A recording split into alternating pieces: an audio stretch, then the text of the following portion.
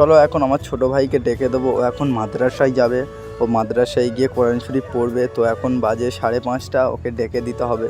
আর ওকে যদি না ডেকে দিই তাহলে ও উঠতে চাইবে না, মাদ্রাসায়ও যাবে না। তো গাইস দেখতেই পাচ্ছ ছোটো ভাই এখন মাথায় টুপি পাঞ্জাবি দিয়ে রেডি হয়ে গেছে, এখন মাদ্রাসায় যাবে। ওকে আমি বোঝাচ্ছি যে মাদ্রাসায় চলে যা, কোরআন শরীফটা তো শিখতেই হবে, তাই না? তো এখন যাচ্ছে, এই সকাল 5টার সময় উঠে মাদ্রাসায় যাচ্ছে। তো গাইস মনি মাদ্রাসা থেকে এসেছে আর আমি ঘুমাচ্ছিলাম। আমি ঘুম থেকে উঠে তো দুই ভাই মিলে ব্রাশ করছি, দেখতে পাচ্ছ এটা ছোটো ভাইপো আর এটা মনি।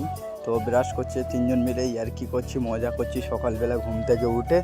তো মনিকে এই যে ভাইপোটাকে বলছি হাই করো, ওকে 2-3 বার বললাম হাই করো, বুঝতে পারিনি, লাস্টে বুঝতে পেরে হাই করে দিয়েছে।